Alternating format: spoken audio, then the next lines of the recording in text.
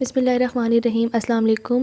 Welcome back to my channel. امید ہے کہ آپ سب لوگوں کی MD کیٹ کی تیاری بہت اچھی ہو رہی ہوگی.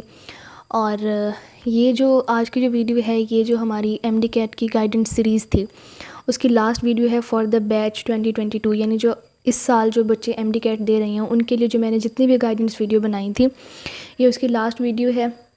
کچھ فائنل ٹپس آپ کو دینے تھے MD کیٹ کے، کیونکہ اب آپ کا MD کیٹ جو ہے وہ بالکل ہی قریب ہے. تو اب کسی بھی قسم کی گائیڈنس ویڈیو آپ کو لوگوں کو ضرورت نہیں ہے، کیونکہ آلریڈی بہت ساری ویڈیوز میں بنا چکی ہوں ہر سبجیکٹ کے اوپر، اور میں نے پوری کوشش کی کہ ہر اینگل سے آپ لوگوں کو گائیڈ کیا جا سکے. ابھی بھی اگر آپ لوگوں کو لگتا ہے کہ آپ کے مائنڈ میں MD کیٹ سے ریلیٹڈ کوئی بھی کنفیوژن ہے یا کوئی بھی آپ کو پرابلم آ رہا ہے MD کیٹ کی پریپریشن میں، تو آپ لوگ کامنٹس میں بھی پوچھ سکتے ہیں، آپ لوگ انسٹاگرام پر بھی میسج کر کے پوچھ سکتے ہیں. تو آج کی ویڈیو میں کچھ فائنل ٹپس بھی دوں گی، اور اس کے علاوہ میں یہ بھی بتاؤں گی کہ میں نے اپنے جو MD کیٹ سے پہلے کے دن تھے اس میں کس طرح سے اسٹڈی کی تھی اور کن کن طرح کے پرابلمس فیس کرنے پڑتے ہیں اسٹوڈنٹس کو MD کیٹس کے جو پہلے کے دن ہوتے ہیں. سب سے پہلا جو ٹپ ہے وہ یہ ہے کہ اب یہ جو دن ہے نا یہ موسٹ کرٹیکل ڈیز ہیں آپ کی لائف کے، کہنا پڑے گا، کیونکہ اب یہ والے جو دن ہیں یہ آپ کا کریئر ڈیسائیڈ کریں گے، خاص طور پر ان بچوں کے لیے جن کا میڈیکل کے فیلڈ میں جانا، جن کا پیشن ہے. اور اب آپ نے ان دنوں میں کرنا کیا ہے، آپ نے صرف اور صرف اپنی پریپریشن کے اوپر فوکس کرنا ہے. اچھا، بہت سارے بچے ڈسٹریکٹ ہو رہے ہیں کہ جی ڈیلے ہو سکتا ہے MD کیٹ، یا پتہ نہیں پروونشل بکس کو فالو کرنا ہے یا فیڈرل بکس کو فالو کرنا ہے. اب دیکھیں آپ کی ہر طرح کی کنفیوژن کو دور کرنے کی کوشش کی جا رہی ہے. اب PMC کے جو پریزیڈنٹ کا انٹرویو آیا ریسنٹلی، انہوں نے یہی بتایا ہے کہ تمام پروونسز اپنا جو کویسچن بینک ہے وہی فالو کریں گے. ظاہر ہے ہر پروونس اپنی ہی بکس میں سے پیپر بنائے گا. تو یہ والی کنفیوژن جو آپ لوگوں کو کچھ دن پہلے یہ کنفیوژن ہو رہی تھی کہ پتہ نہیں کہاں سے پیپر آئے گا، PMC کے کویسچن بینک کو فالو کریں یا اپنے پروونس کی بکس کو فالو کریں، تو یہ آپ کی کنفیوژن دور ہوگی. ہر پروونس نے اپنا پیپر بنانا ہے، تو ظاہری بات ہے اپنی ہی پروونس کی بکس سے بنائے گا. اچھا، دوسری امپورٹنٹ بات جس پہ بچے ڈسٹریکٹ ہو رہے ہیں وہ یہ ہے کہ MD کیٹ ڈیلے ہونے جا رہا ہے.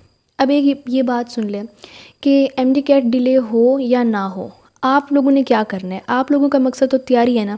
اگر ڈیلے ہو بھی جاتا ہے تو کتنا ڈیلے ہوگا؟ میکسیمم 10 دن ڈیلے ہوگا، 15 دن ڈیلے ہوگا. 10 یا 15 دن میں آپ نے کتنی تیاری کر لینی ہے؟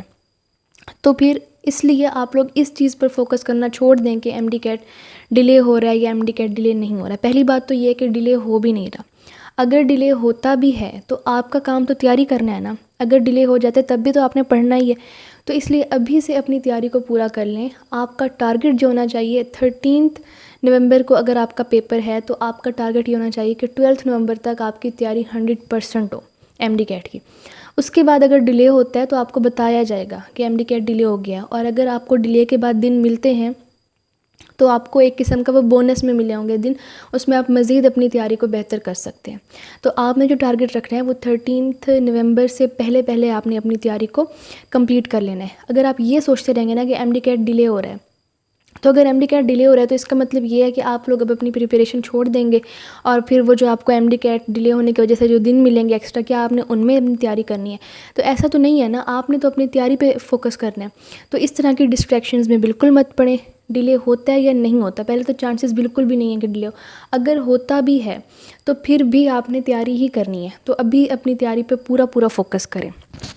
دوسری امپورٹنٹ بات کیا ہے، اس ٹائم پہ بچے کیا کر رہے ہوتے ہیں، ایک دوست کو میسج کر لیا کہ جی آپ کی کتنی تیاری ہوگی، آپ نے کتنی ریویژن کر لی، آپ کے ٹیسٹ میں کتنے نمبر آ گئے. اب آپ کے فرینڈس کے ٹیسٹ میں کتنے نمبر آ رہے ہیں، یا اس نے کتنی ریویژن کر لی ہے، یا اس نے کتنا تیار کر لی ہے، اس سے آپ کو کوئی فرق نہیں پڑنے والا. اس سے آپ کو نہ ہی کوئی میڈیکل کالج کی سیٹ مل جائے گی، نہ آپ کے مارکس اچھے آ جائیں گے، نہ آپ کی تیاری پہ کوئی فرق پڑے گا. صرف اور صرف آپ کو ڈپریشن ہوگا جب آپ کو پتہ چلے گا اس کے ٹیسٹ میں مارکس زیادہ آ گئے ہیں یا اس نے زیادہ تیاری کی ہوئی ہے. تو اس ٹائم آپ نے کسی سے یہ نہیں پوچھنا کہ آپ نے کتنی تیاری کر لی ہے، یا آپ نے کتنی دفعہ ریویژن کر لی، یا آپ کے ٹیسٹ میں کتنے مارکس آ رہے ہیں. اس وقت جو ٹائم ہے نا اس میں صرف اور صرف آپ نے اپنے آپ کو دیکھنا ہے کہ آپ کی کتنی تیاری ہے. سیکنڈ جو امپورٹنٹ بات ہے وہ یہ ہے کہ MD cat is a game of nerves. یہاں پر آپ نے اپنی نروز پہ کنٹرول رکھنا ہوتا ہے. خاص طور پہ جو لڑکیاں ہوتی ہیں بہت زیادہ پینک ہو جاتی ہیں، بہت پریشان ہو جاتی ہیں، گھبرا جاتی ہیں. تو اس لیے آپ نے یہ بات خاص اپنے مائنڈ میں رکھنی ہے کہ زیادہ سے زیادہ کیا ہو جائے گا. اگر آپ یہ سوچیں نا کہ اگر خدا نہ خواستہ اللہ نہ کرے پیپر اچھا نہیں ہوتا، پیپر مشکل آ جاتا ہے، یا کچھ بھی ہو جاتا ہے تو زیادہ سے زیادہ کیا ہو جائے گا، آپ کا ایڈمیشن نہیں ہوگا زیادہ سے زیادہ، تو آپ اگلے سال کر لیں گے، اگلے سال بھی تو آپ کے پاس اپرچونٹی ہے نا. کتنے ہی اسٹوڈنٹس ہیں ہر سال جن کا ایڈمیشن نہیں ہوتا، وہ ان کا اگلے اٹیمپٹ میں ہو جاتا ہے، سیکنڈ اٹیمپٹ میں نہیں ہو جاتا تو تھرڈ اٹیمپٹ میں ہو جاتا ہے. ایون کچھ بچے ایسے بھی ہیں جن کا فورتھ اٹیمپٹ میں ہوتا ہے. تو آپ لوگ کس چیز سے، آپ لوگ کون سی چیزیں جو آپ کو ڈپریشن دے رہی ہے، آپ کو انزائٹی دے رہی ہے، ان تمام باتوں کو آپ چھوڑ دیں، صرف اور صرف اپنی پریپریشن پہ فوکس کریں. اور ایم ڈی کیٹ والے دن آپ کا فوکس ہونا چاہیے کہ آپ نے پیپر بہت اچھا کرنا ہے. ٹھیک ہے. دوسری امپورٹنٹ چیز یہ ہے کہ اگر خدا نخواستہ پیپر مشکل آ جاتا ہے، کبھی کبھی ایسا ہوتا ہے کہ پیپر مشکل بناتے ہیں وہ میرٹ کو لو کرنے کے لیے کسی بھی چیز کی وجہ سے. اب آپ یہ دیکھیں کہ جب پیپر مشکل آیا ہے تو وہ ہر بچے کے لیے مشکل آیا ہے، وہ صرف آپ کے لیے مشکل نہیں آیا ہے. اب بچے کیا کرتے ہیں کہ پہلے اگر 5 سوال نہیں آئے یا پہلے 10 سوال مشکل لگے ہیں تو ایسے پریشان ہو جاتے ہیں کہ اگلا پورا پیپر ہی خراب کر دیتے ہیں، اور آگے جو سوال آتے ہوتے ہیں ان کو بھی غلط کر دیتے ہیں پریشانی میں. تو یہ بات آپ نے یاد رکھنی ہے. ہو سکتا ہے آپ کے پیپر میں پہلے 10 سوال یا پہلے 15 سوال یا پہلے 20 سوال ایسے ہوں جو آپ کو بہت مشکل لگیں. اب آپ ان پہلے 15-20 سوالوں سے ہو گئے پریشان اور آگے آپ نے اپنا سارا پیپر خراب کر دیا. ٹھیک ہے. تو اس طرح آپ نے نہیں کرنا. اگر شروع میں پیپر مشکل لگ رہا ہے تو آرام سے آپ نے اگر مشکل لگ رہے ہیں وہ سوال تو ان کو چھوڑ دیں، آگے چلیں. جو سوال آسان لگنے پہلے ان کو سولو کریں، اس کے بعد مشکل سوالوں کے اوپر آئیں. اگر پیپر مشکل ہے تو یہ بات سوچنی ہے کہ ہر بچے کے لیے پیپر مشکل ہے، صرف آپ کے لیے پیپر مشکل نہیں ہے. اگر فزکس کے نیومیریکلز مشکل لگ رہے ہیں تو وہ ہر بچے کو ہی مشکل لگ رہے ہوں گے. اور اگر پیپر آسان آ گیا ہے تو اوور کانفیڈنٹ نہیں ہو جانا، تو ہر بچے کے لیے آسان ہوگا، پھر اس کا مطلب میرٹ ہائی ہوگا. تو اس طرح کی باتوں سے پریشان بالکل نہیں ہونا. اچھا، اب اگر میں آپ کو بتاؤں کہ میں نے ان دنوں میں کس طرح سے تیاری کی تھی، تو یہ جو ایم ڈی کیٹ سے پہلے کے دن ہوتے ہیں اس میں سب بچے ریویژن کر رہے ہوتے ہیں.